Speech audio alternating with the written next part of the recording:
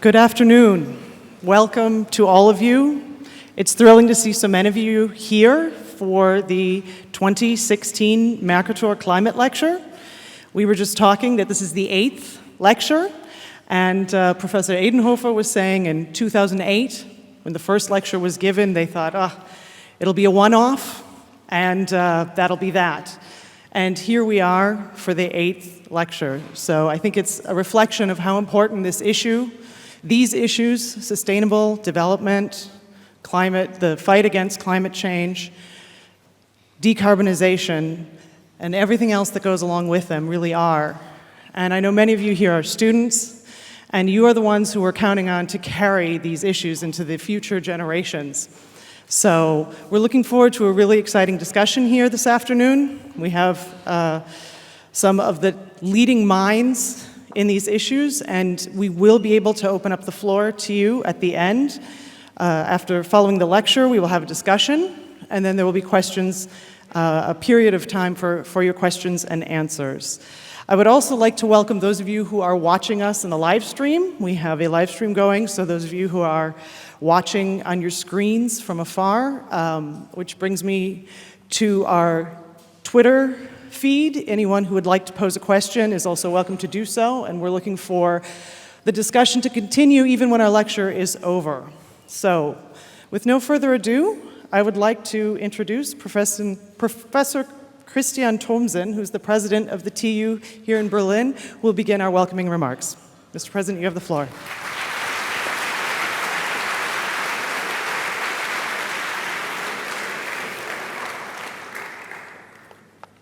Dear Jeffrey, sehr geehrter Herr Staatssekretär Reckers, sehr geehrter Herr Grotewohl, lieber Kollege Edenhofer, distinguished guests, dear students, ladies and gentlemen. I'm most delighted to welcome you to the Mercator Climate Lecture 2016. Technische Universität Berlin considers the subject climate change as highly relevant in research and also in education. But also with the public events like the Climate Lecture, we seek to offer new insights into and also inform the public discourse on complicated and dynamic interactions between climate change and international political priorities, such as sustainable development, economic growth, and social equality. In the last years, we managed to win central figures for this lecture, all of them playing important roles within the climate theme. Only to mention a few of them, in 2010, we welcomed a Nobel Prize laureate in economic sciences, Elinor Ostrom. The year after, Achim Steiner, the executive director of the United Nations Environment Program, gave a lecture. In 2014, the Working Group 3 of the Intergovernmental Panel on Climate Change, the IPCC, presented the results of the assessment report. Today, I'm very delighted to welcome Jeffrey Sachs. Please give him a warm welcome.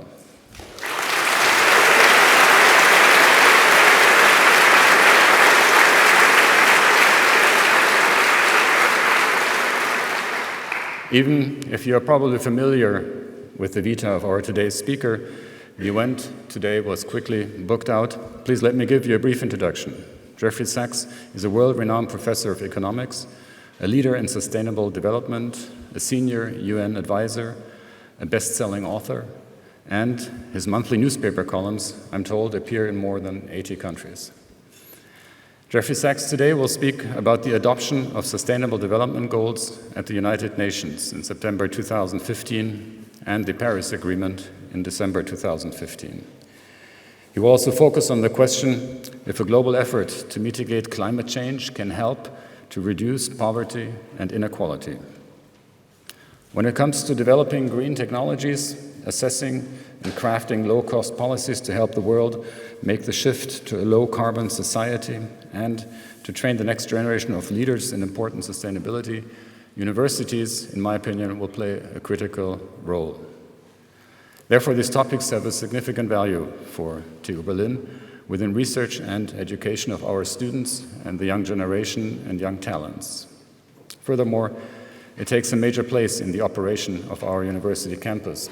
We actually introduced an advisory board for sustainability at TU Berlin with external advisors, which will start working in June and will advise the President and the Presidential Board in general on sustainability issues, not only as far as the operation of the university campus with its 40,000 members goes, but also on how to focus on research, how to emphasize, how to strengthen research related to sustainability, and most important also teaching.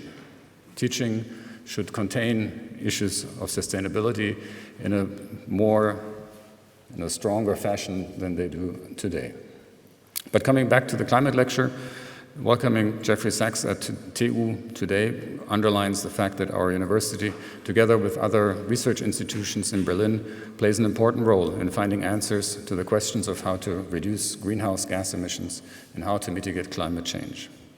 For me, it remains to thank the Mercator Stiftung, the co-organizer of the event, for their support.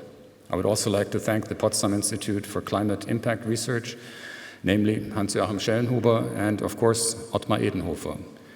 Year after year, he manages to attract outstanding speakers to our climate lecture at TU Berlin. Thank you very much, Ottmar Edenhofer.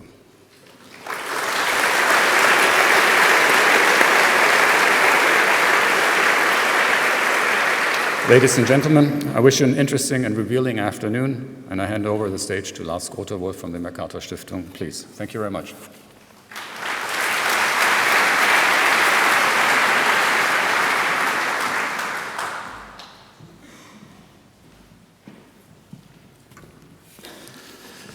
Dear President Thomsen, dear Jeffrey Sachs, dear Ottmar Edenhofer, distinguished guests. It's my great pleasure to welcome you all here on behalf of Stiftung Mercator for the Mercator Climate Lecture 2016 at the Technical University of Berlin.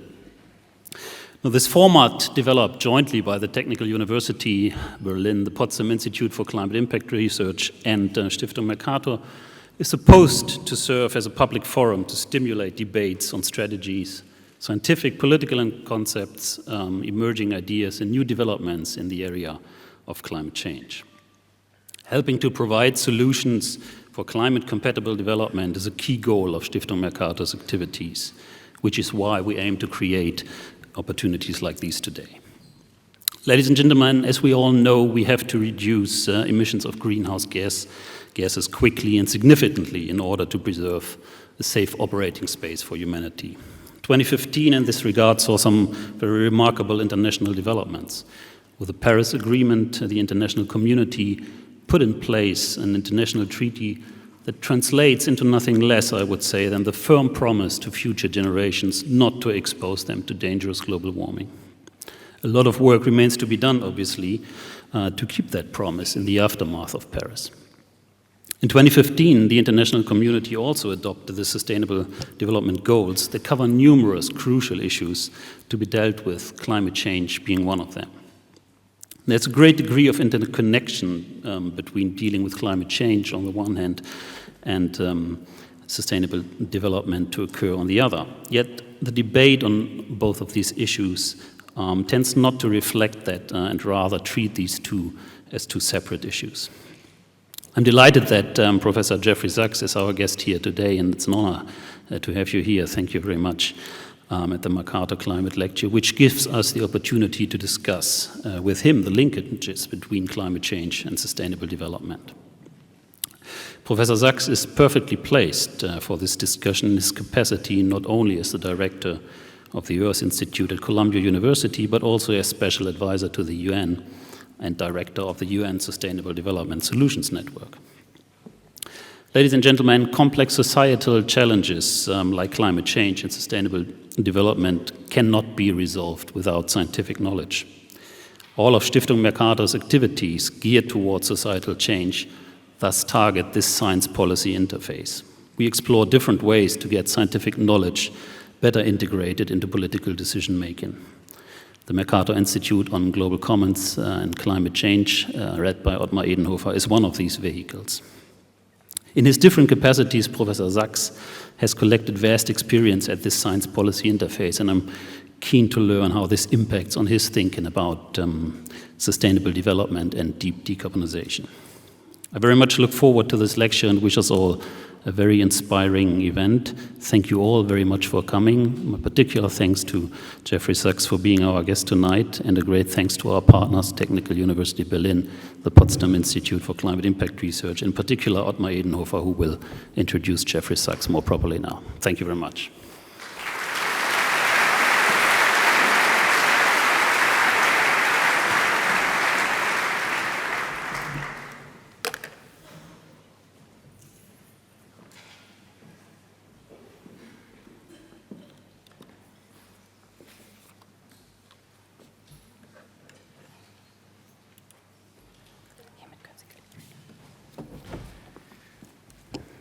President Thomsen, Dr. Grotewold, dear Melissa, Excellencies, ladies and gentlemen, dear Sonja, dear Jeff, dear friends and colleagues.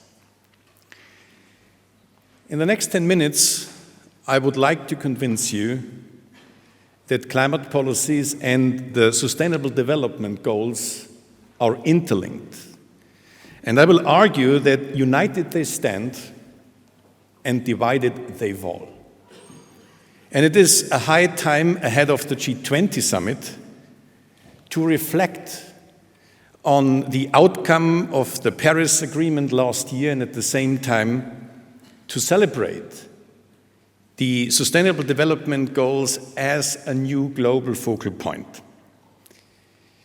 Now let me start with the Paris Agreement. My personal assessment is that the Paris Agreement was a tremendous diplomatic success, and it is indeed a turning point in human history. However, it has to be proven if the Paris Agreement in the end will be successful. Now, we have to work very hard to make this agreement to a great success. And why is this the case? I would like to present you a few very simple numbers. As you might know, the Paris Agreement has basically two goals, or you could say two aspirational goals. The Paris Agreement says humankind should and will limit the increase of global mean temperature below 2 degrees. Now let's reflect a little bit, what does this mean? If we want to achieve, or if we want to limit the increase of global mean temperature around 2 degrees, we have a remaining global carbon budget between 1,000 gigatons in the best case and 400 gigatons in the worst case. Admittedly, there is a huge uncertainty range. Let's assume that we would like to be a little bit more ambitious and we intend to achieve the 1.5 degree target. So then in the worst case, the whole global carbon budget is already exhausted, or we have around, in the best case, 200 gigatons.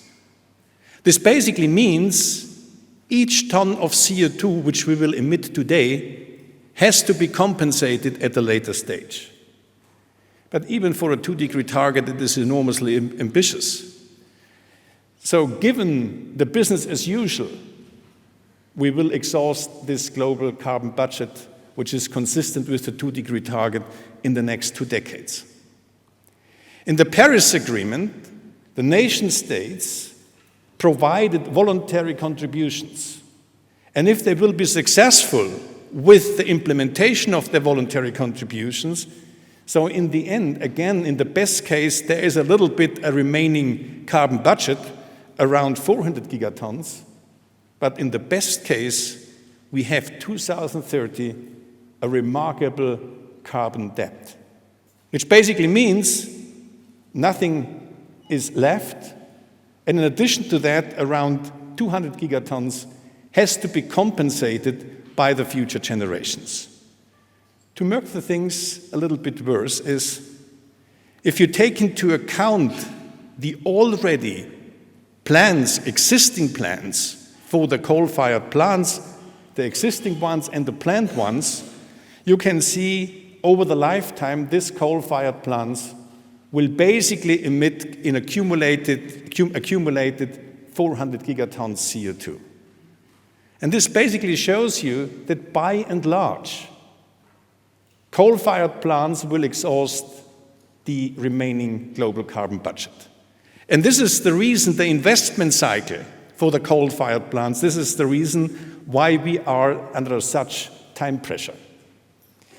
Now, there are people who argue, okay, we need negative emissions. For a 1.5 degree target, we need negative emissions purely because of biophysical reasons, because we have to compensate each ton of CO2 later. Or for the 2 degree target, we need also negative emissions. But the problem with negative emissions technologies is they are not proven. They are admittedly pilot projects, but nevertheless, we do not know the risk and the costs when we upscale this kind of technologies, ranging from afforestation, carbon capture and storage, the combination of bioenergy and carbon capture and storage. Betting on negative emissions in the future is a very risky game. And the longer we wait to implement an effective climate policy, the longer we wait with the phase out of coal, the longer we wait with regulatory measures, the longer we wait with carbon pricing, the more negative emissions we need in the future. But relying on the negative emissions is basically, again, a very risky game. It is a risky game if we put the whole climate policy in the context of sustainable development. It's not just about climate change. It's about economic growth. It's about resilient grid infrastructure. It's about food security. It's about local air pollution. It's about health. It's about energy security. And what you can see here is there are remarkable trade-offs and synergies between a smart climate policy and also trade-offs between a smart climate policy and sustainable development goals. For example, if you have a low energy demand growth, so you create a lot of synergies for economic growth, for resilient infrastructure. But in contrast, if we delay action, we will have a lot of trade-offs with economic growth because we increase the costs of mitigation because of just postponing action. So this should show you how important it is to embed climate policy in the sustainable development context. Otherwise, we are at risk to make very risky choices, which in the end will increase the costs and undermine sustainability. And therefore, it is important to think about the age of sustainability. In 2015, we had a turning point for that. The UN General Assembly adopted the agenda, and they agreed they are determined to take bold and transformative steps. These bold and transformative steps will provide a new focal point also for economists. You see, economists in the past contemplated very often the GDP growth. And many policy advisors are focused on the narrow meaning of the GDP. It is now a high time to change this and to include sustainable development goals. Why is this important? The Sustainable Development Goals provides us with a much broader understanding of human well-being. Sustainable development means we have to be inclusive. We should reduce inequality, and at the same time, we should undertake climate-smart investments. And this is the reason why we have invited Jeff Sachs. He has written a very important book, The Age of Sustainable Development. I could mention a lot of other very remarkable books he has written. My favorite one is, for example, Macroeconomics in the Global Economy. I read this as a student. It is a very important book, but now we are talking about the age of sustainable development. And with the risk of oversimplification, I read your book basically along the three lines. First, you make human well-being and the concept of human well-being very concrete, beyond the traditional welfare economic thinking. You have identified the drivers of inequality and the social exclusion. And you provide recipes for sustainable pathways for natural, social, physical capital, including infrastructure investments. Now, let me think a little bit about the G20 process which is ahead of us. Many countries have identified a remarkable infrastructure gap for clean water, clean electricity, transportation, and telecommunication. And if you calculate the infrastructure gap for these countries, it's basically an infrastructure gap around 12 trillion US dollars per year. Now, how could this country fill this gap, finance this infrastructure gap? There are many interesting tools to think about this. For example, drivers could pay for the road use. CO2 prices could penalize the coal-fired plants and at the same time could create revenues to undertake investments in clean water. Public transport could be financed by land rent taxation because public transfers increases the land value and this additional value could be captured. China is doing this in a very successful way. The reduction of subsidies for fossil fuels could also create additional revenues for these infrastructure investments.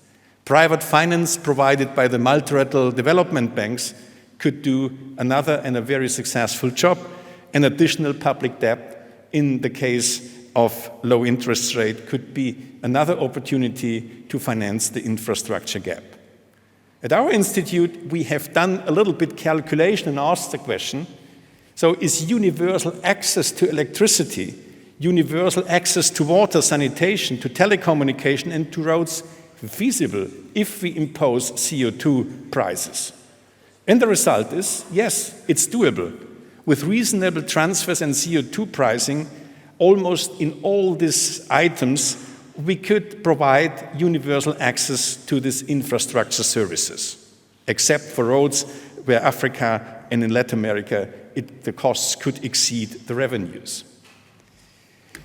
Now, this brings me to a potential agenda for the G20, which is an important opportunity to bring together climate policy and sustainable development goals. First, in the G20, we should think about the public wealth of nations, how to manage the infrastructure investments, how to increase the infrastructure investments.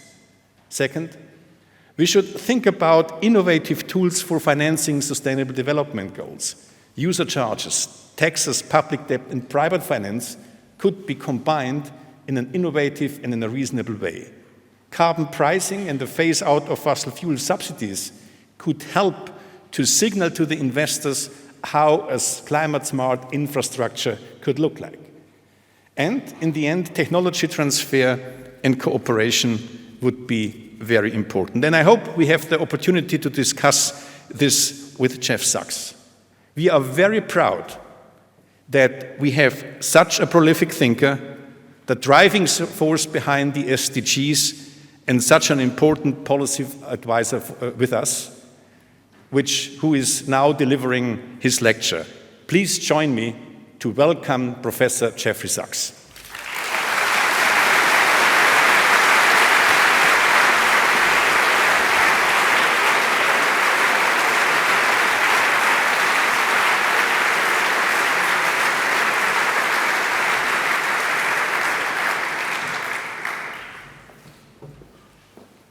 President Thompson and Dr. Grotwald and dear friend Ottmar, thank you for having me, and thanks all of you for giving me the opportunity to come to this remarkable university and to share some thoughts with you about this very important topic. And as I'll emphasize, our world's greatest universities, and the Technical University of Berlin is certainly one of those, have a major role to play. What we have ahead is not very simple. It's going to be quite a pace to get right, and we're going to need tremendous expertise.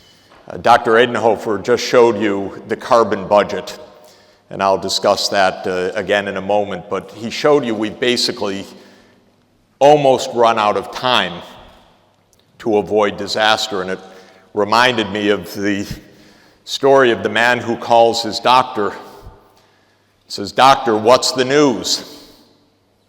And the doctor says, "I have bad news and I have worse news. What would you like to hear first?" And the man says, "Doctor, tell me the bad news." The doctor says, your lab test came back. They showed you have 72 hours to live. And the man says, oh my God, what could be worse? And the doctor says, well, I've been trying to reach you for a couple of days. And I think that's basically Pick's attitude to the world leaders. We've been trying to reach you for a few days. We've been trying to reach you for more than 20 years. Because remember, we signed the UN Framework Convention on Climate Change 24 years ago. And it was only last December 12 that we actually took a step, a universal step, to achieve the treaty. So we really lost 48 out of the 72 hours, if you want to put it that way, because during this period we filled the atmosphere with carbon dioxide and other greenhouse gases and brought us closer to disaster. And that's really the drama that we face. And perhaps it's worth saying a word about how we got to last year's 2 agreements, because as Dr. Edenhofer has just explained, these are inextricably bound together. And they did arrive together, not really by accident, but it's not optimal timing, it's timing of having the back to the wall. So there have been 2 tracks. One is the UN Framework Convention on Climate Change. That was adopted in 1992 at what was supposedly the great moment of sustainable development, because truth be told, the world adopted sustainable development as a goal a generation ago. And 3 big treaties were adopted at the Rio Earth Summit: the UN Framework Convention on Climate Change, the Convention on Biological Diversity, and the UN Convention to Combat Desertification. So that started in 1992.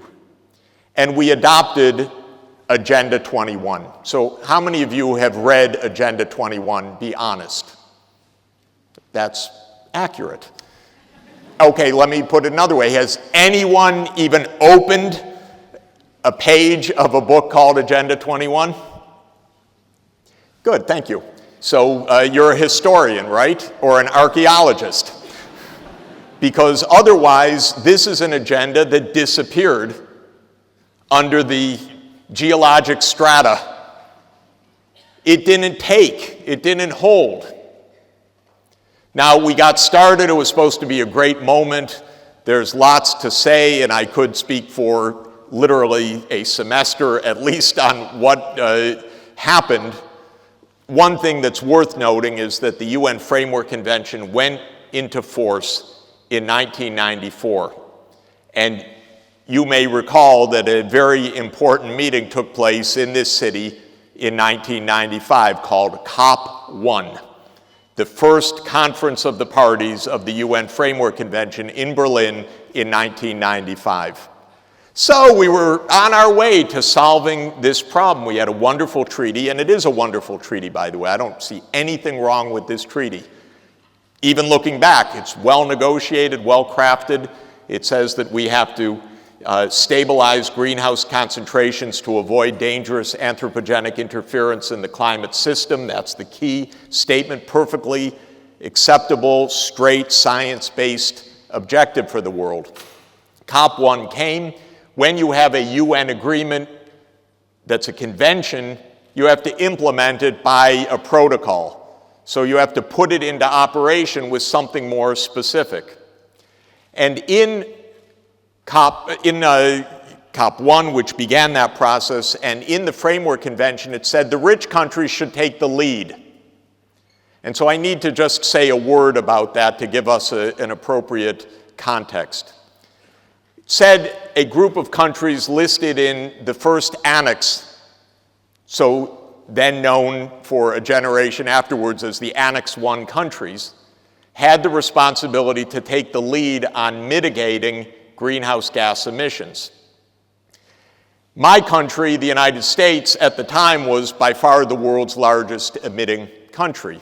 It has since been overtaken by China in the aggregate, though in per capita terms, the US remains twice the emitter of China because it's basically one-fourth the per capita, one-fourth the population of China. So the US Congress got it into its head to do something really dumb in 1997, which, by the way, is not without precedent, almost monthly. And in particular, what they did was they passed something called the Hagel-Byrd Amendment, which said, we won't do anything unless the developing countries do the same. Completely contrary to the treaty they just signed. But the US has a deep complex about China. If you're the world leader, you're constantly looking over your shoulder. If 1.3 billion people are chasing after you and catching up, you really look after your shoulder. And so the US is a little bit neurotic about this. And actually, they voted, we won't do it, and the subtext was, we won't do it unless China does the same. China, meanwhile, scratching its head. It's no saint in this because it's about to become the world's largest greenhouse gas emitter. But China's saying, excuse me, but you signed a treaty that said Annex 1 countries, we don't see ourselves on the annex, which is absolutely 100% correct. And so an impasse developed. And the impasse was manifested in what happened with the Kyoto Protocol, which Vice President Al Gore signed on behalf of the United States at COP3 in Kyoto in 1997, brought it back, and President Clinton never even submitted it to the Senate for ratification because the Senate had spoken 95-0. No way we're doing this unless China does it. Don't tell us about what the treaty says. We're just not doing it. And that's the beginning of a generation of American orneriness about this. A big, big problem. I happen to be, if you want a footnote of a footnote of a footnote of history, I was in the White House in, I think, probably the last week of February 2001, and I was trying to sell the Bush administration on an AIDS program, which I, strangely enough, was successful on because I disagreed with the Bush administration on almost everything. But I was able to convince them to do a big program on HIV/AIDS. And in the middle of the discussion, the counterpart looked up and said, oh, excuse me, Professor Sachs, I have to go across the street to formally declare the US withdrawal from the Kyoto Protocol. So I was there. I saw that awful moment right in front of my eyes. So, as you know, COP15 came in Copenhagen. President Obama had been elected. This was going to be a great moment, but basically the US-China impasse remained, and COP15 did not work. Now, in the meantime, another process started, which is good for you to understand, and that is the Sustainable Development Goal process. It started as a predecessor Millennium Development Goal process. So at the beginning of the new millennium, Kofi Annan was Secretary General, and he had a wonderful insight to put in front of the world's leaders a set of objectives for the new millennium. Quite inspiring. Peter Eigen remembers this. We were all part of a kind of a UN family at the time, and Kofi Annan made a great and deft move. He put a document in front of the world leaders at the September 2000 Millennium Summit. And when you put a document in front of world leaders at a summit like that, everybody says, cheers, raises their hand and adopts it by acclamation, and which they did. And it was a wonderful document. And then Kofi said afterwards, excuse me, if you look at page 18, you've just adopted 8 goals. Actually, they were not even called the Millennium Development Goals at the time. They were part of this Millennium Declaration. And in the spring of 2001, these goals were excerpted from this summit and set as the world's goals to fight extreme poverty. And at that moment, Kofi Annan called me to ask if I would come advise him and the UN system on how to actually achieve the Millennium Development Goals, which I did, changed my life, was absolutely wonderful and inspiring to work for him and to work with our current wonderful Secretary General Ban Ki-moon. And so for 15 years nearly, I worked on the MDGs. The MDGs were quite remarkable in a certain way. First, our world, I have to tell you a secret if you keep it within the room. The world doesn't care about poor people. You know, okay, sometimes they say they do. They don't care very much. I don't see any evidence of it. And so this time the world said, okay, we're really going to focus on the world's poorest people. The world's poorest people are so poor that millions die every year of their poverty. And one realistic count of that today is that about 6 million children die every year under the age of 5 of poverty. What do I mean by that? I mean they die of incredibly stupid, useless, completely preventable or treatable reasons that if we cared a little bit, we would stop. And those are things like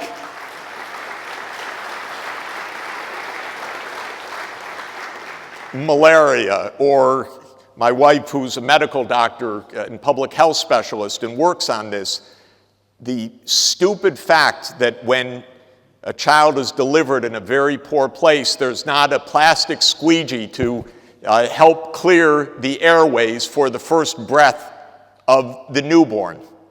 And that virtually cost-free little instrument for the first breath could save vast numbers of lives if we could get systematically organized to deploy the community health workers trained and with the little squeegee to do that. Well, one could go on, but the interesting thing for me is that the world said in September 2000, we're going to do something about extreme poverty.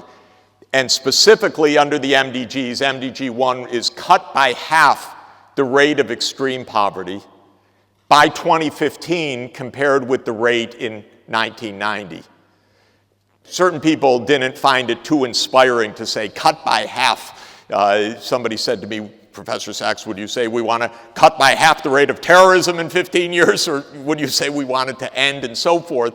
Whatever. I said, let's try to do this. It's so hard to get attention on the poorest of the poor. 3 of the goals were about public health, about infant mortality, child mortality coming down by 2/3, maternal mortality by 3/4, breaking the back of the AIDS, TB, malaria epidemics, which was MDG 6. And so the world took this on, and I was proud to be working on this, and my close colleague here, Mr. Guido Schmidt-Traub, who's executive director of our current effort, the Sustainable Development Solutions Network, worked very closely with me for many, many years to help design, and a key word that Dr. Edenhofer had on there, which I love, is pathway, a pathway to actually achieve these goals.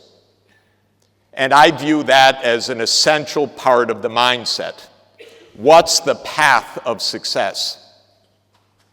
What is the trajectory that actually achieves that? What are the control variables that you have in hand to steer the system in a particular direction? It is engineering. It is social engineering, which has a terrible name, but it's actually a kind of engineering to save millions of lives per year, or to help fight poverty. It's to think systematically in an engineering problem-oriented way of how to do this. And strangely enough, a lot of success was achieved on a number of these goals for the main reason that there are solutions to our problems. And these solutions are not ethereal, hypothetical, abstract, platonic solutions.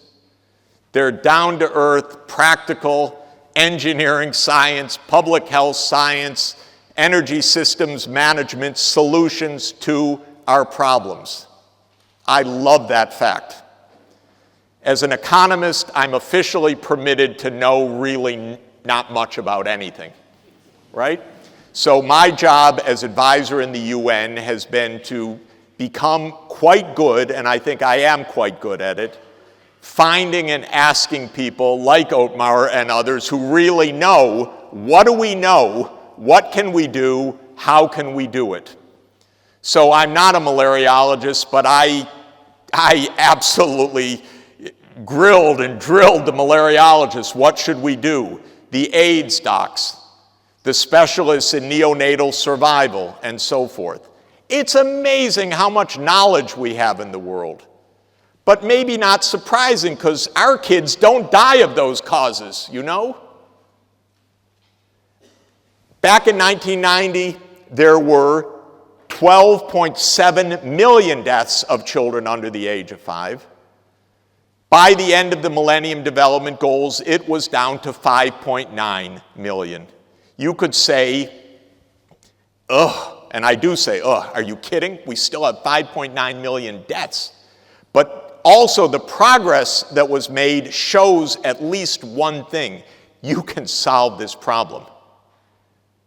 These are solvable, practical problems. So, to bring the two strands together, 2012 was a really interesting year. The Millennium Development Goals were making progress, not enough, and I will say a word about why that effort was kind of half-hearted. But they were making progress. The 3 Rio treaties, I'm sorry, were not making any progress, with all respect. And because the UN operates basically on an anniversary basis, 2012 was the 20th anniversary of the Rio Summit. So the UN, being very clever at naming its meetings, had a Rio Plus 20 meeting, right? 20th anniversary of the summit. And in the week before Rio Plus 20, Nature magazine had a report about the 3 treaties of Rio. And it gave the 3 treaties 3 Fs, 3 failures, on the grounds of failure to implement over the 20-year period. An absolutely harsh, absolutely rigorous judgment. Climate change was running completely out of control. Despite all of the IPCC reports, all of the growing wisdom of what Pick and others were telling us, my colleagues at the Earth Institute, Dr. James Hansen, Dr. Wally Broker, and other great climate scientists, it wasn't getting through. Biological diversity, even more disastrous. Who knows about the treaty? And one of our dumbest politicians in the United States, and that is really a contest, by the way, a man named Newt Gingrich, had convinced his colleagues in the Congress that the Convention on Biological Diversity was a violation of private property rights. Because if you are a property owner, you have the right to destroy species on your land. And don't let anybody, especially the UN, tell you differently. And the US never ratified the Convention on Biological Diversity till today. And then the 3rd treaty, tell me the truth, has anyone here ever studied the UN Convention to combat desertification? 1, 2, 3. I'm surprised. That's 2 more than I would have expected. 4. We're up to 3 more than I would have expected. Now, the Convention on Desertification is about dryland places in the world. They tend to be poor, they tend to be food insecure, but they're places like Iraq, Syria, Somalia, Libya. They don't ever bother us, so we don't have to pay any attention to them. That's a joke. That's a tragedy. That treaty is about countries like that.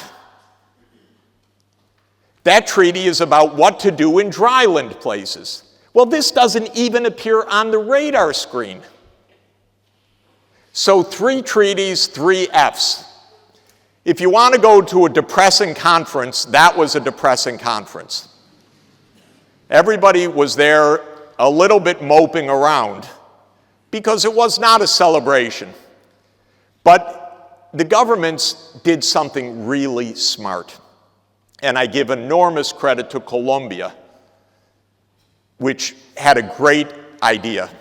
And the idea was, hey, we've got 3 treaties. That's international law. That's enforceable, except nothing's happening.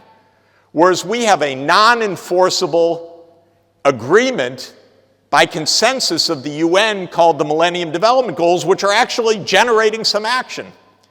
So we need to bring sustainable development out of the closed-door diplomacy and the legalisms and put this issue in front of the world public to say, this is your future. And so Colombia proposed that we adopt sustainable development goals to follow the Millennium Development Goals. I immediately loved this idea. Just one change of initial, I thought brilliant, from MDGs to SDGs, and I wrote an article called that the next month after the June 2012 meeting. And in fact, the UN General Assembly went to work, and it went to work to negotiate goals that the public could embrace around sustainable development. Now, in the meantime, remember where we left off on the climate episode. We left off in Copenhagen with the world leaders around the table trying to reach a final agreement, and the whole thing broke down because President Obama looked at his watch and said, it's snowing in Washington, I have to get home before the airport's closed. And so he left. There was no agreement in Copenhagen, to tell you the truth, although we said there was. Called it the Copenhagen Agreement, but it was a piece of paper that was broadly gavelled through without legal standing. And because this global apparatus is really big, heavy, and complicated, it was decided more or less around 2010 that the next attempt will be 2015. That's turning this giant ship in a different direction. It took 5 years to reach Paris at COP21. So we had this marvelous moment of 2 convergent processes of trying to negotiate goals on sustainable development, meaning, as Dr. Edenhofer explained, a holistic approach that combines economic development, social inclusion, and environmental sustainability with the climate track, which was also supposed to deliver in 2015. And suddenly we found ourselves with 2 of the biggest diplomatic responsibilities and events within a few weeks of each other. Now, in this case, I could say literally, Deus ex machina, shows up Pope Francis. Isn't that Deus ex machina?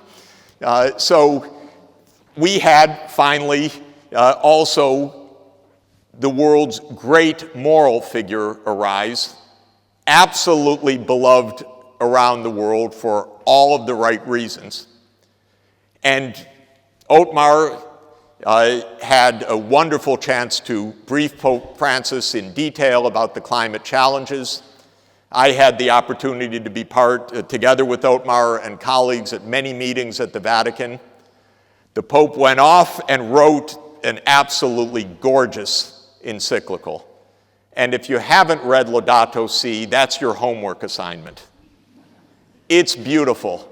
You can assign it in a first-year climate science class. You can assign it in an epistemology class. You can assign it in a moral ethics class. You can assign it in a global public policy class. It's really that beautiful.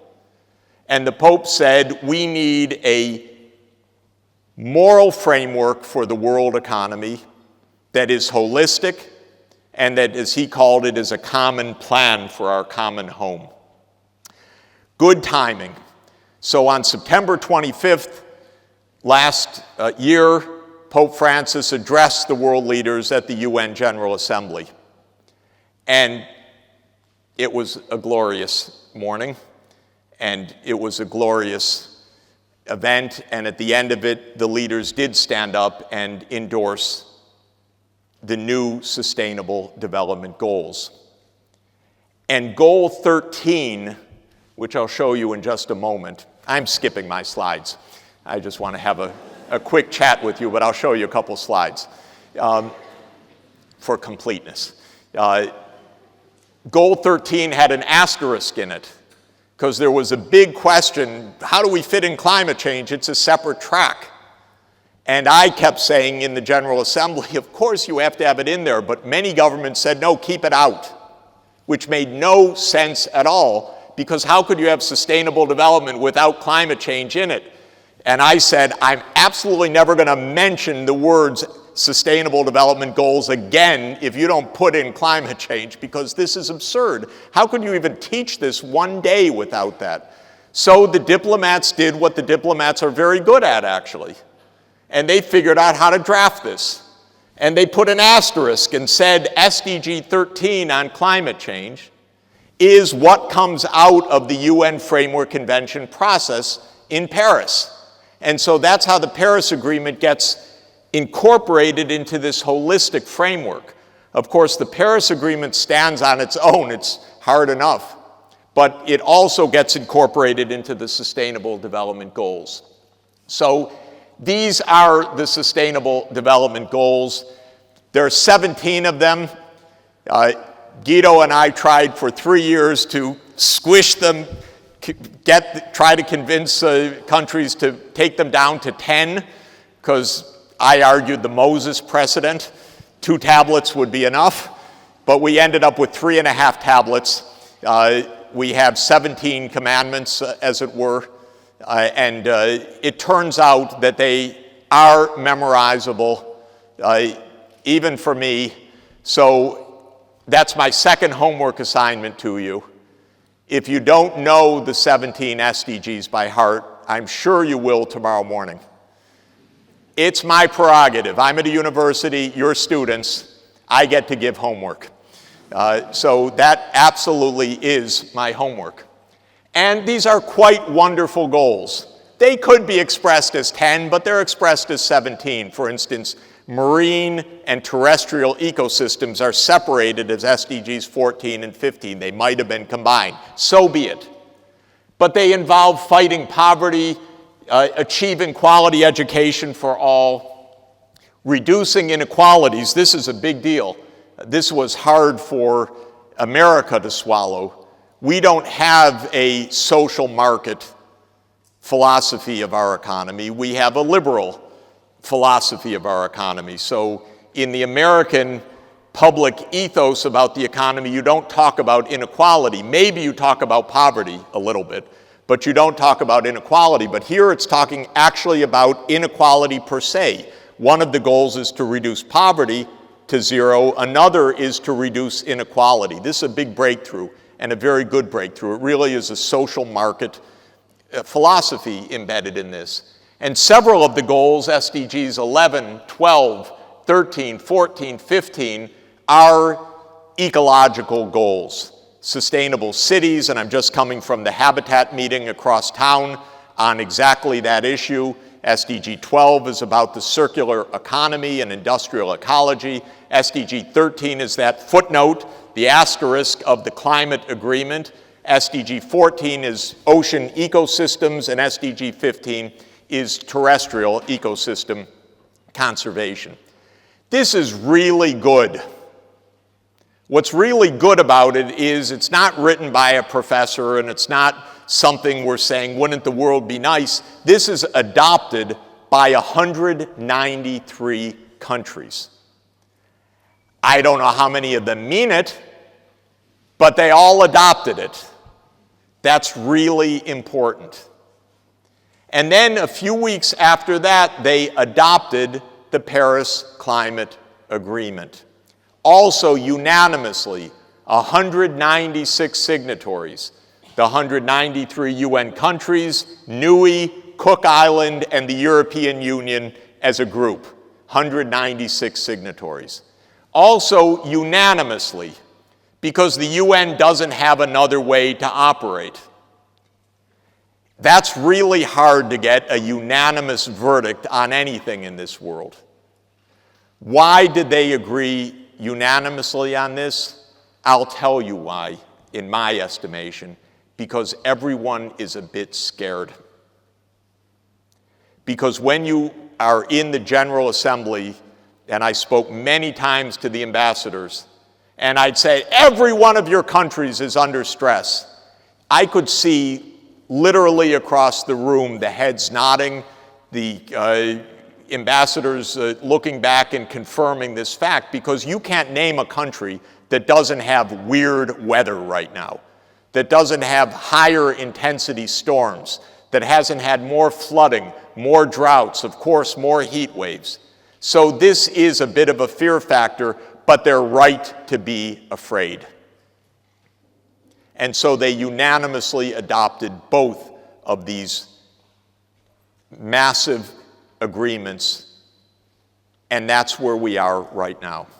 So I want to conclude these remarks by saying a word about how you achieve goals, because this is something unusual. The world is not so good at goal setting. Our governments don't generally operate according to goals. They operate according to improvisation to events more than setting and achieving goals. And what we're called for both by the SDGs and by the Paris Climate Agreement is to achieve goals. And not easy goals, by the way, hard goals. These are not self-organizing. These are not likely to be successful in the sense that somehow they're just odds on. They are merely achievable. It's a huge difference. Now, I have a perspective of this. When I was 6.5 years old, I was absolutely peeled to the radio and then to the television for 1 decade, because President John F. Kennedy said in a speech to Congress in April 1961 that he recommended that Americans take up the challenge of sending a man to the moon and returning him safely to Earth before the end of the decade. What an audacious statement. Unimaginable by a political leader today, by the way. It would have to be focus grouped. It would have to be a sure thing. It would be hedged. It would be something like, I suggest that we look at the possibility maybe of some rockets sometime in the future. Are you kidding? To take a man to the moon and bring him back safely to Earth before the end of the decade? No self-respecting political advisor would let her boss say anything like that anymore. But I actually remember those days, because I remember Alan Shepard going up in his first few-minute flight and so on. Now, I wrote a book about John Kennedy a few years ago because he made a truly, truly, truly great world-saving action in 1963 when he negotiated the partial nuclear test ban treaty with the Soviet Union. Because when you look at the events around the Cuban Missile Crisis and the partial nuclear test ban treaty, he, by force of moral will, and together with his colleague Nikita Khrushchev, because they were more colleagues against their military establishments than they were adversaries, pulled the world back from the nuclear brink. And so I had a chance to study in detail the events of the Kennedy administration. And one thing I learned about the moonshot was that when Kennedy made that announcement, NASA had no plan on how to do it. It was not that Kennedy had been briefed and said, Mr. President, we promise you this is a slam dunk. It took them 18 more months to work through 3 distinct variants. And briefly, one was the one they used: go into lunar orbit, land on the surface, come back to lunar orbit, come back to Earth. But they were looking at the direct shot to the moon and back, and they were looking at putting into Earth orbit and then going from Earth orbit to the moon and back. So 3 different engineering trajectories. It took them 18 months to work out the Mercury, Gemini, Apollo sequence that actually by the summer of 1969 worked. Unreal, actually. Still, you don't know how this can happen except the power of imagination to actually pull this off. But what happened was that they asked the top professionals, how do we do this? And then Kennedy said something really interesting, by the way, which again, no modern president would ever say. He said, do not accept this challenge unless you're ready to pay for it. Because this is going to be hard, it's going to be dangerous, it's going to be uncertain. And then in a great speech at Rice University, which some of you may know, in 1962, we had these lines that make me shiver till today because it's what leadership is. He said, why do we take the challenge to go to the moon? Not because it is easy, but because it is hard. Because that challenge will serve to test the best of our abilities. And he talked about taking on a great challenge like this. So, frankly, I'm a sucker for this stuff. I believe we do these things. We work at it. We try to figure out the pathways. My colleagues in the economics profession are, no, you can't do that. If the market isn't already doing it, it's impossible. It's a ridiculous field in a certain way. The way that it's done now, which is if the magic of the marketplace won't do it, well, then it can't work, Professor Sachs. I had to fight colleagues for nearly a decade who said it's not possible to distribute bed nets to poor people to fight malaria. Are you kidding? You can go to the moon. You can get 7 billion cell phone subscribers, but you can't get bed nets to poor people? That's just a lack of moral imagination. That's pathetic, actually.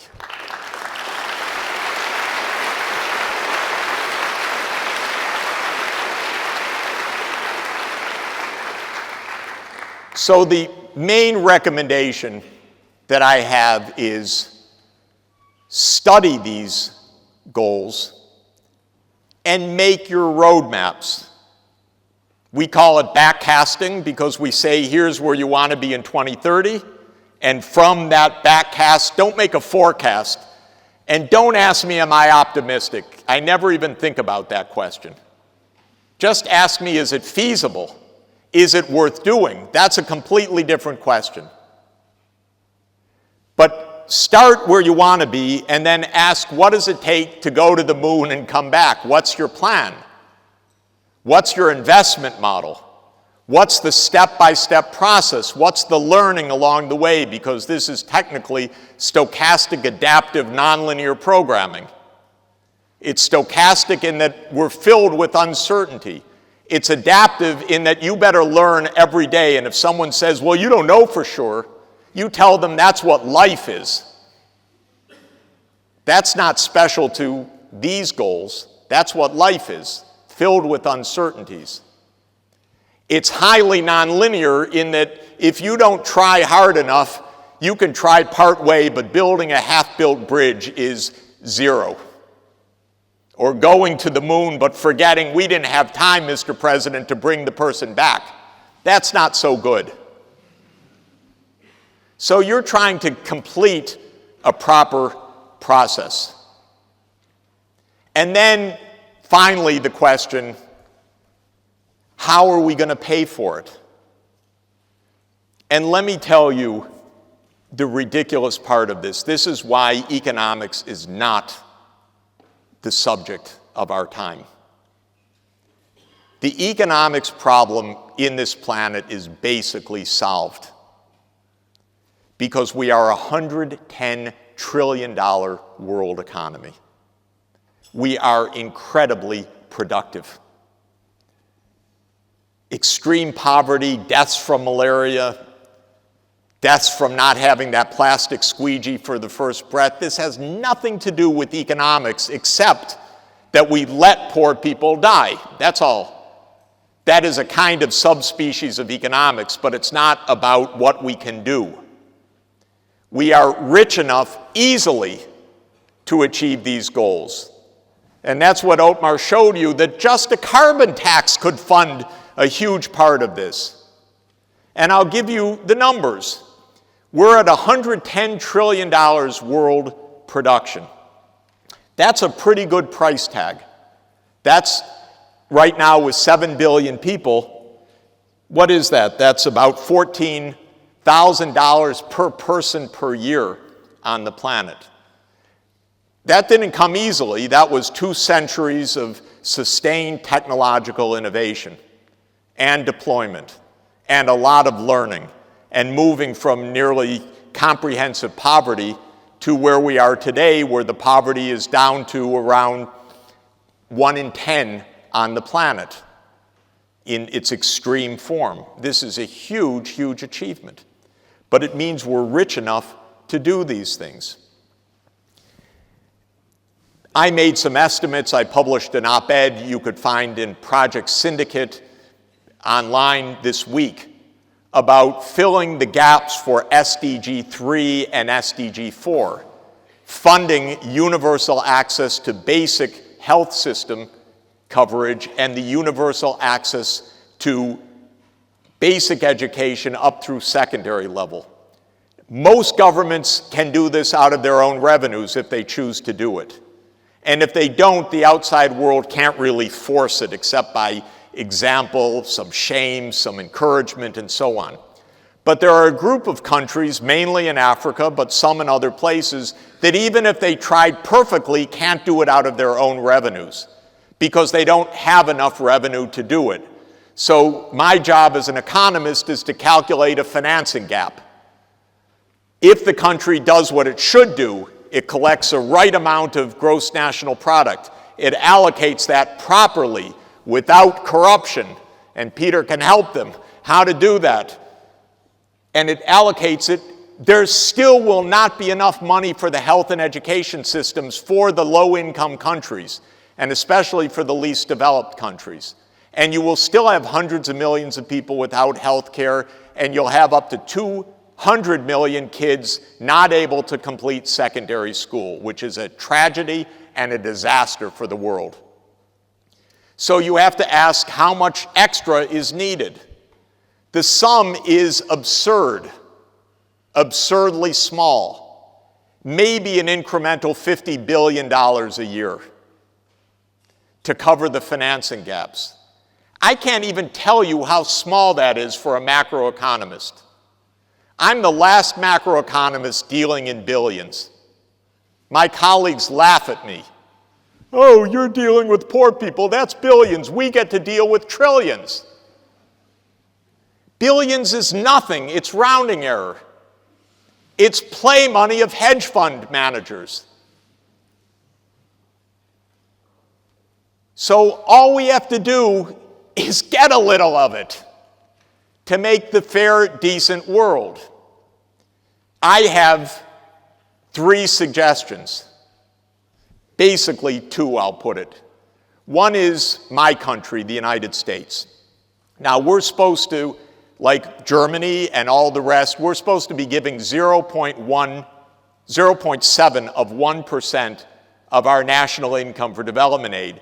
Germany hasn't achieved that.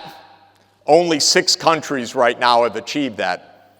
Norway, Sweden, Denmark, Netherlands, Luxembourg, and the United Kingdom, a new admission to that exclusive club. Germany's getting to about half of 1%. It's rising and it's getting closer. The United States, awful. We invented the Marshall Plan, as you know. That was really a good idea. But we lost the imagination for this. So we're down to 0.17 of 1%. Now, on the other hand, we are at 5% for the military. If you add up the Pentagon, the CIA, the other national intelligence agencies, Homeland Security, veterans, nuclear weapons systems at Department of Energy, it's about $900 billion a year. That's 5% of GDP of an 18 trillion economy. So I've made two recommendations. We spend $2 billion, we spend $3 billion in that inclusive package, nearly $3 billion a day for the military. So I told the military, could you take August off for vacation? Nothing's going to happen in August. All the other armies are, they're on vacation too. And I also strongly suggest we stop the dumb wars in the Middle East, because these are not just happening, they're made. They're made by NATO in Libya or by the United States and Saudi Arabia in Syria and so on. They're disasters and they're very expensive. And if we took half of 1% of GDP, that's $90 billion, from that military part to the development part, boy, oh boy, this world would be a completely transformed world. So that's one example of how you could get the money like that. Second example, the Panama Files. Great news, we found it. As if you didn't know where it was. You know that the British Virgin Islands, by the way, are British. They're a British overseas territory. They're controlled by Britain. So don't say that BVI just happens to be a tax haven. This is a game of the City of London. Don't just say that the Cayman Islands happen to be the domicile for every American hedge fund. That is a game of Washington. We have a senator from 50 states, but one of them I call the senator from Wall Street. He's my senator in New York. He's my classmate. He's a Democrat, by the way. But he protects Wall Street every day. That's his job, he thinks, because then Wall Street funds the Democratic Party. And that's why we have these tax havens the way we do. So now the estimate is there's $20 trillion in the tax havens. 20 trillion. Most of that to evade taxes or evade other laws or to have shell companies. What if we put a 0.25 of 1 percentage point tax on these assets? That's $50 billion a year. You just funded universal access to health and education. This is not hard, ladies and gentlemen, to be an economist. Except they tell you, oh, that's impossible for 100 reasons. The main one is that they're being financed by these people because the politics got corrupted. So if you add up everything that we need to meet the Sustainable Development Goals, Guido has done an exercise together with me and colleagues recently. I think a good estimate is about 3% of world output. Okay, you could say that's too low, maybe 4%. If you put it in numbers, it sounds big, $3 or $4 trillion a year to shift to low carbon energy, to shift to smart grid efficiency, to move to universal access for social services, to ensure access for smart electrification for all people in the world, absolutely essential for development. But in the end, it's 3% of our output to save the planet. This is our moment right now. These goals and this Paris Agreement have a shelf life of a couple of years before they disappear like Agenda 21, or before they stick like the Millennium Development Goals. This is really the crucial moment. We've got to get every government saying, we have a responsibility. These SDGs are for Germany too. We have a lot of things to do inside. We've got to move our Energiewende to success. The United States has tremendous amounts to do with the Sustainable Development Goals, especially reversing the inequalities and bringing our carbon emissions down towards zero, which is part of the Paris Climate Agreement. So we need for every government to understand this is the moment. And we need for leadership. And the two parts of leadership that I want to end in an appeal to you is this. Germany will be hosting the G20 next year. That means a full year of thinking and preparation about turning our world to sustainable development and achieving the Paris Climate Agreement. Germany is world respected. You have leadership, you have the capacity, you have the engineering excellence, you have the examples, you have the determination, and you have now the responsibility. So please use it well. It won't come back for many, many years after next year.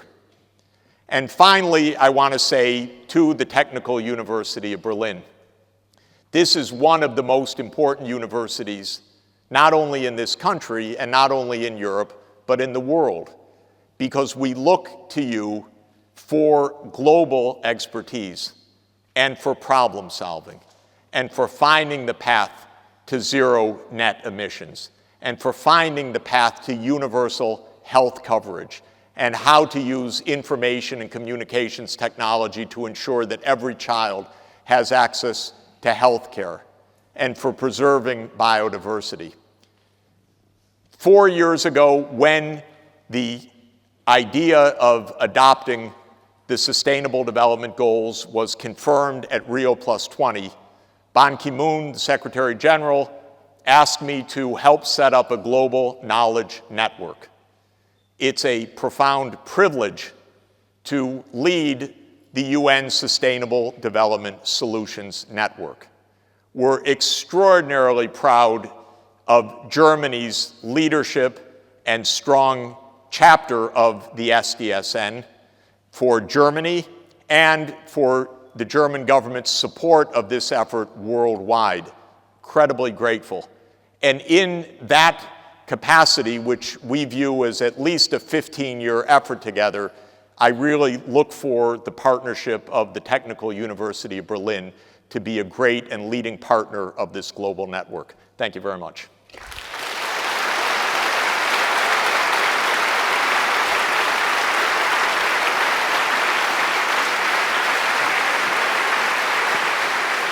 Do I stay here? Thank you.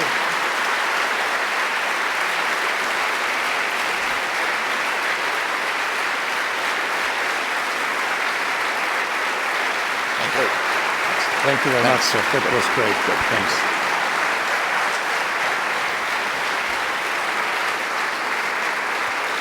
I think the reception that these ideas have just received shows, again, how important they are. And we're looking forward to digging a little bit deeper on some of the points that have just been raised, and then allowing some of you to also dig into the issues that were brought up that you would like to hear about. I would like to come back to the idea of carbon pricing. Both of you mentioned it in different ways, and I'm going to tie it together with coal.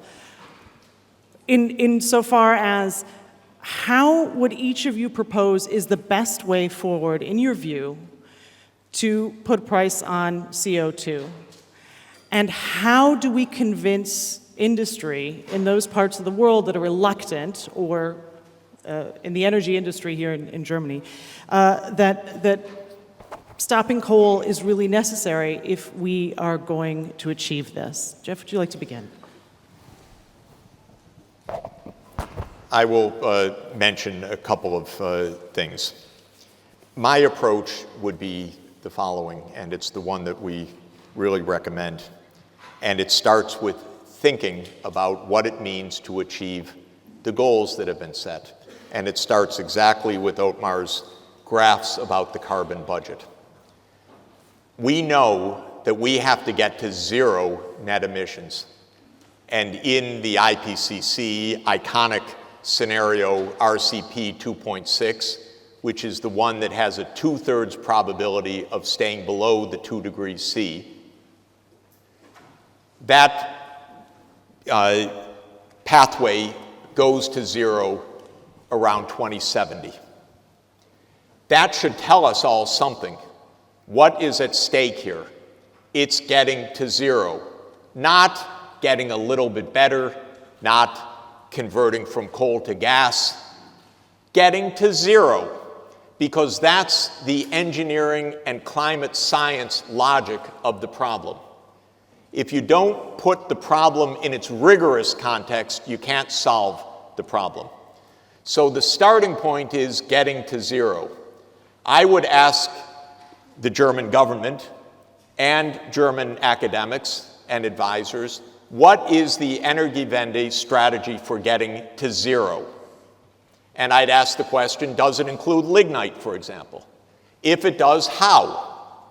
Is it with carbon capture or not? If you tell me, we're not going to decide, Professor Sachs, that's for the market to decide, I will sell you the Brooklyn Bridge. That's an expression that means don't buy that argument. If you don't have an answer to the question how you're going to get to 0, you haven't thought through this problem. And the fact of the matter is that while you won't know precisely, I can assure you that there cannot be any coal-fired power plants left that are not full carbon capture and storage plants. And since Germany doesn't even like CCS, that means no coal-fired power plants, period. And if you tell me contrarily, I will tell you that you have to redo the arithmetic. Because 0 is 0, by the way. It's not, we kind of like this, we're going to do a little bit, be nice to us, Professor Sachs. I'm much tougher on my own country, by the way. But let me just say, second point, I'm happy with the carbon price, and Ottmar has my support, and in the European context, it's important. But the US approach is we're going to regulate the coal plants out of existence, period. Because the EPA set a standard. We do it in pounds, remember. We're pretty odd. But we can't have more than 700 pounds per megawatt hour from any new coal plants under EPA standards. That rules out coal-fired power plants. And our coal industry is winding down now. We only have, by the way, 32,000 coal miners left in the United States. And that's out of a labor force of 160 million people, so do the arithmetic. This is the reality. So I'm huge for regulation. And I'll just end with an anecdote. I was on a panel with several economists. I don't think, Ottmar, were you on that panel? I don't think so. It was in Berlin a couple of years ago, and the final panelist was a VP for Siemens. And the economists were basically addressing your answer. And the Siemens man at the end said, look, you three are economists. I'm an engineer. I don't understand what you were talking about. But tell me the specs you need and I'll deliver it. That is good engineering, by the way. And this is fundamentally an engineering problem, not an economics problem. So Ottmar, we're in Germany, the land of engineers. If this is fundamentally an engineering problem, why were they in the Chancellery last night until far past our bedtimes? First of all, I am very grateful that Jeff mentioned the dirty word carbon capture and storage. Normally this is my role in Germany. Now you mentioned this so I can play the good part here. From my point of view, let me say a few words about this. There is a lot of misunderstanding about this coal issue. Around the globe, many people believe that coal is cheap, but in fact, coal is not cheap if you take into account all the relevant costs. And in particular, what is hidden in the whole debate is that coal is killing a lot of people. So this is also, we have a lot of health costs. And if we do the calculation properly, it turns out that coal is not cheap at all. And I fully agree with Jeff, by the mid of the century worldwide, we have to phase out coal. If we have carbon capture and storage, it's nice. Otherwise, we have to fully decarbonize our power sector. But one reason why I believe that carbon pricing, it could be a tax, it could be emissions trading, is a sensible and a reasonable goal, in particular for many developing countries. Let me explain this. A carbon pricing is doing three great things.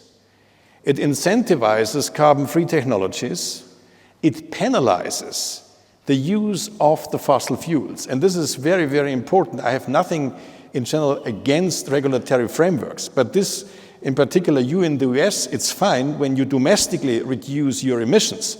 And you are privileged because the gas price is much lower than the coal price. But if you do the arithmetic properly, it will turn out that the US will become a great coal exporter. So, and this is not the game how we can play for the next 10 years. That a few countries domestically reduce emissions and at the same time we will export emissions around the globe. So in that sense, we need also a tool which penalizes the use of fossil fuels according to the carbon content. And the third nice thing is carbon prices create revenues. And these revenues can be used to finance the infrastructure gap. I fully believe, Jeff, that in Panama we will find a little bit more money. And I also believe that, but nevertheless, sometimes it seems to me it might be less hard to impose a carbon tax than to go to Panama and ask for the money, which is hidden there. So in that sense, I would say carbon pricing is a quite robust strategy, which could be very, very beneficial for the countries. And this carbon pricing has to be complemented with all other things. So, but let me say that this is the last word. The most important thing from my point of view, in particular in the G20, and let's be realistic, what we have to do in the next few years is we have to find entry points into an effective climate policy. So far, we haven't found this entry point. And it is high time and it is very urgent to do this. Short-term entry points. We have to convince China and India that if they take into account local air pollution, it is beneficial for them to phase out coal. And with all the respect, Jeff, I have some disagreement with you. You say it's not the time for economists. This might be true. It might be true that it is the time for the engineers. But at least what we as economists can do, please, let's do the cost calculation right. I agree. So, and this is something where we can do a lot of good things in this world. By the way, I like economists, actually. Yeah. Well, I hope so. At least great economists like this one. So. And in technical university, we like engineers which are educated in economics also. Yes. So that's fine. And this is our special field. But this is an important thing to find the short-term entry points. And for many, many countries, the quality of growth and the infrastructure is very, very important in the context of G20. And we have to work hard to convince them they can achieve the quality of growth. They can have climate-smart investments and also to reduce inequality with the right instruments. And therefore, I fully agree. We have to think about the long-term goals. We have to do the calculations right. But at the same time, let's find the short-term entry points. Otherwise, the door is closing in the next 10 years. If we continue to focus on the long-term goal in the next 10 years, the door is definitely closed for the 1.5-degree target in 2030. The door is closed for the 2-degree target if we stick to the INDCs. So that's a very important, and we should use the G20 process to open the door for effective climate policies. I'd like to build on that because as Jeff has mentioned briefly, we don't know who is going to be the US president at that G20 conference. In a worst case scenario, it could be candidate. Don't. No, we have to go here. We have avoided going here for so long. that we can no longer deny. It's like denying climate change. We have to be prepared. And I would like to know what each of you think, especially for you, Jeff, how in the United States, if the worst case scenario happens, can the intellectuals, can the academics, can those who have been fighting the fight for so long continue to make your voices heard? And my question for you, Ottmar, is Germany has all of these qualities and leadership that Jeff was just mentioning at the end of his lecture. If they have to, do you think, is Germany prepared to continue to lead in the face of pushback from Washington on this very important issue? Because as you just said, our window is closing. I'm really thrilled at what President Sanders is going to do.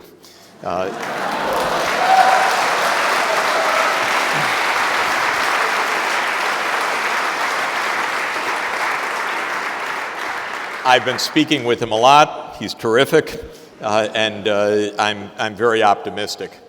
And I do think that it is important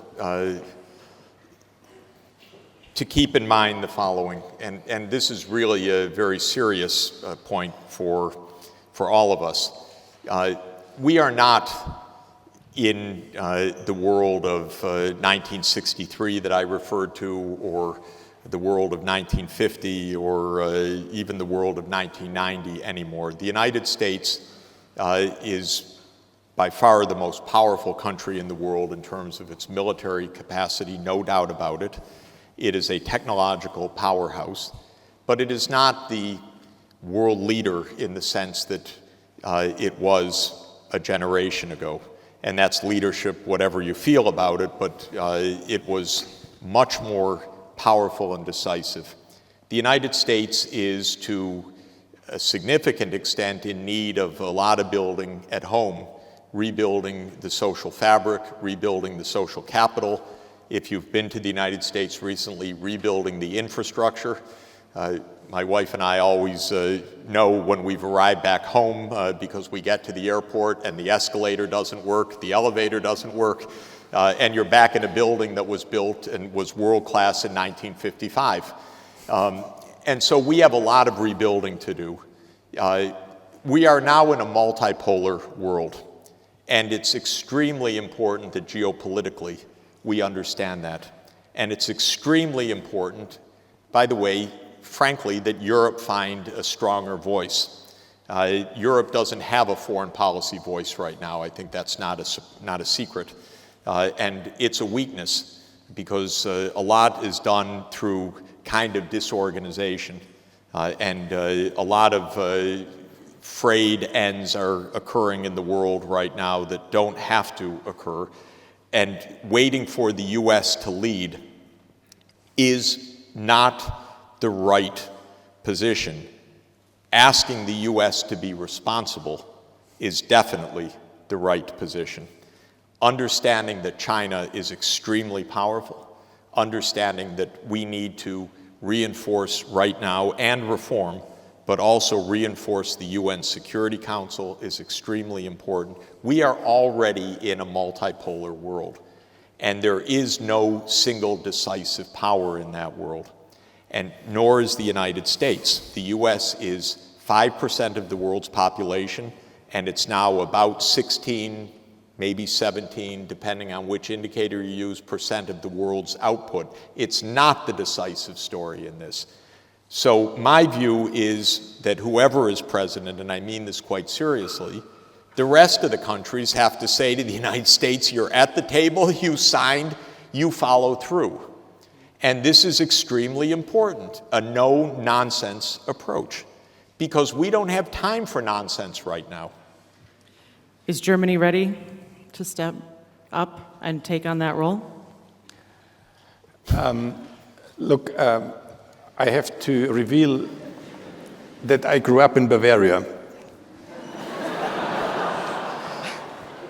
And I have an experience, at least trying to understand peculiar politicians. And this helps in this situation. And I'm quite sure that Angela Merkel has also her way to understand the right-wing populist movement now. And this is a thing which is enormously serious, in particular in Europe, and if we look to other countries like Poland, Hungary. And as a worst-case scenario, for me, the European project is at risk. But nevertheless, we should not believe that we have no answer to the right-wing populist movement. We should talk again about the merits of the welfare state. We have to talk again about the merits of equality in a society, of justice in a society. And we should also a little bit more proud what we call the social market order in our society. I think one important reason why we have now this movement is due to the fact that people feel very insecure. They have insecure expectations. What will happen with the pensions? What will happen with the welfare state? There's a lot of insecurity. It might be wrong or right, but it's about expectation. And as politicians have to handle this expectation, and they can do it. And if you do it properly, so then the European project is not just a project about liberalizing markets. It's fundamentally something about the European identity. And it is something about to find a European public space, explaining people that Europe is for them a safe haven. It's not the case that with Europe, this is just imposing additional security on our colleagues and our neighborhood in Poland. This is very, very important to understand. So I would say when Germany, and in particular Europe, wants to remain a leader in climate and energy policy, we have to do our homework in all the sustainable development goals. And this is not just a joke because Jeff is here and we're celebrating the SDGs. It's fundamentally something about the welfare state, about the inequality stuff. And this has to be addressed. And this is the way how we can find a reasonable answer to the people and tell them that Europe in the end is a project, it's an identity which relies on, at the same time, on justice and freedom.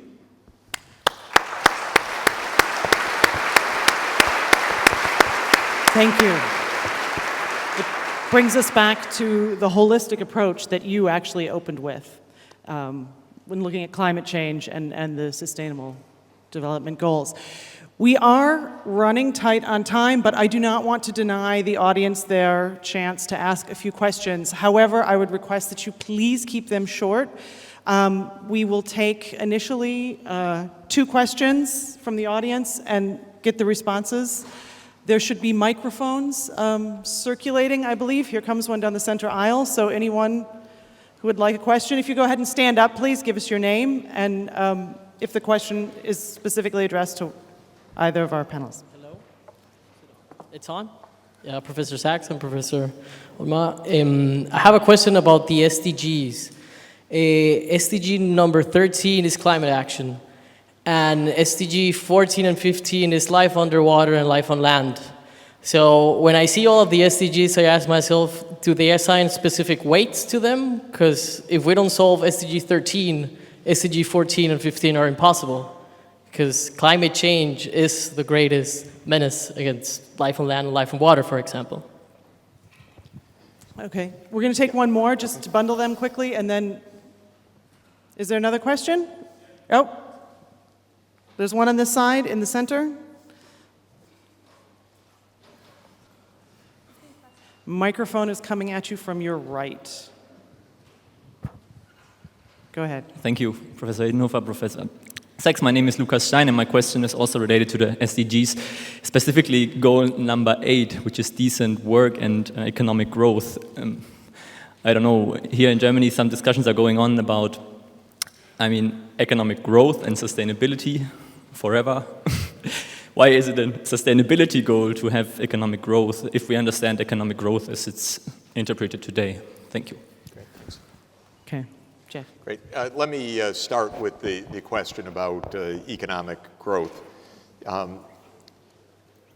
as I said, we have a world economy right now where, on average, perhaps the output per person is something on the order of $14,000 when measured at so-called international prices. But the value in low-income countries might be a fourth or a fifth of that, and for the so-called developing countries as a group, perhaps while the rich countries are at $40,000 per capita, the developing countries as a whole are at $7,000 or $8,000 per capita. They want improvements of their living standards, and they are rightly motivated for that. The poorest countries, which are about 1 billion people, are living still at the edge of subsistence by the definition of what we mean by extreme poverty. So one part of the answer to the growth that I would offer is that the growth in the poorer countries is part of a powerful and I think correct idea that everybody on this planet should have the opportunity to benefit from sustainable technologies and our capacity to live well, which I think is extremely high, as I've been emphasizing. And so that would mean growth in the sense that a certain group of countries would be achieving what we would record numerically as growth. There's another part to the question, though, and that's the difference of growth in the measured income as we measure it in the national income accounts and growth in the sense of continued improvements in material life. And there, I believe that we can have continued improvements in both the material life and in the sense of life satisfaction by continued improvements of our know-how and our deployment of that know-how towards human purposes. We can, and I'm in favor of, continuing to use science to extend longevity, to reduce the burdens of disease, to be able to grow food more reliably, sustainably, and nutritiously, to use the new information technologies to enable more people to have benefit of information and education and so on. Some of this would show up as measured national income growth. Some of it, under the perverse rules that we use for that, could show up even as a decrease in growth. But what would be important from my point of view is that it would be a sense of progress and improved well-being. How do you know in the end that it's progress? One interesting way is to ask people, how do you feel about your lives? I'm a co-editor of an annual World Happiness Report, which actually uses the direct subjective well-being responses to global surveys to assess people's own assessments. What you find from that, by the way, is people are less happy in poor countries, in unstable countries, and that the happiest countries are a combination of very well-to-do and social market in orientation. It's a little boring year after year, but Denmark seems always to be number one in our list. Sweden, Norway, the usual suspects of the Scandinavian high performers. And this tells us a lot. It tells us exactly what Ottmar was saying about the European identity, and I gave that speech in Brussels yesterday. Be proud, defend the social market, and this is really what the Sustainable Development Goals are about. So the defining element of growth, though, is that it operates within the safe operating space of the planet, as we now call it, or the planetary boundaries. And this, again, can be understood rather rigorously. And we are together in a project called The World in 2050 to exactly answer your question as best we can in a very detailed, rigorous, region-by-region way in the world of what does it mean to have what we would consider growth, but with improving natural environment, with reduced loadings on the physical environment, with a path to zero net carbon emissions with biodiversity conservation. More growth, just like we do it, is a disaster. That's the whole point.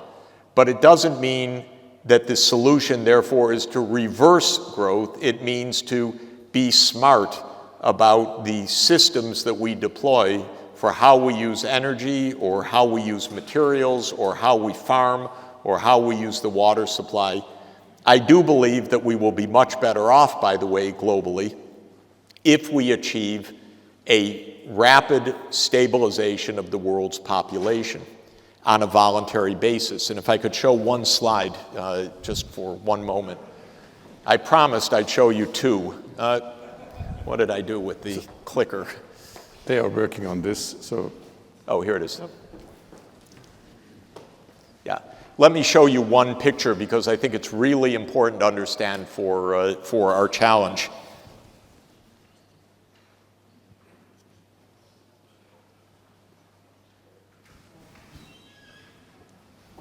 Great, thank you.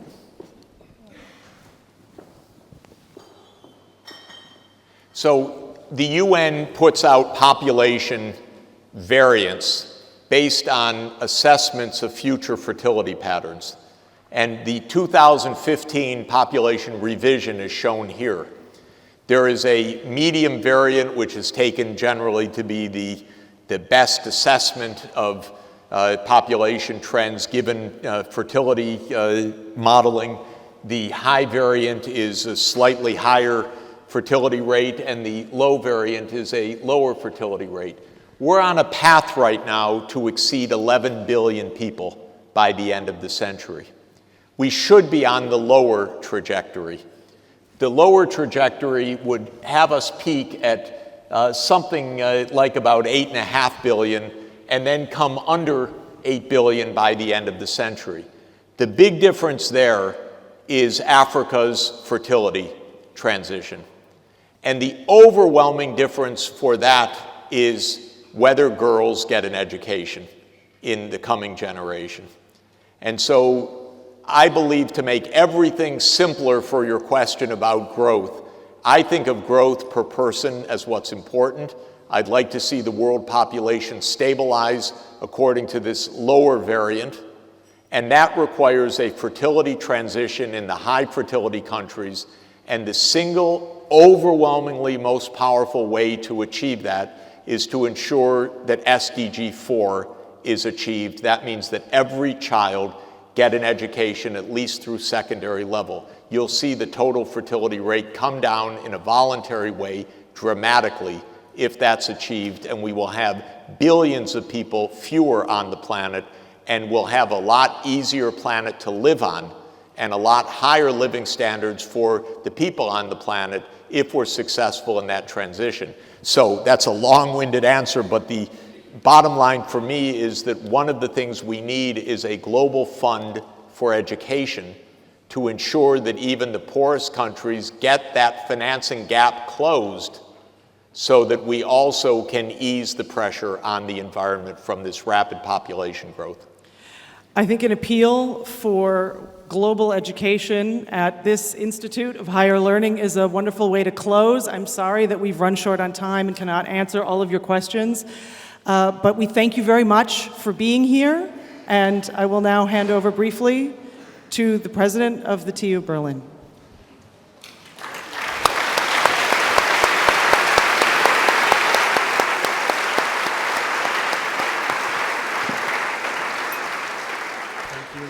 Thank you very much, Jeff, for your clear statements and for the goals that we should aim at. And I think it was an excellent presentation. I think we learned a lot. I learned a lot personally. And thank you also, Ottmar. You're all invited to come to the Lichthof and maybe have a few more minutes chance to talk to Jeff and Ottmar. Thank you very much.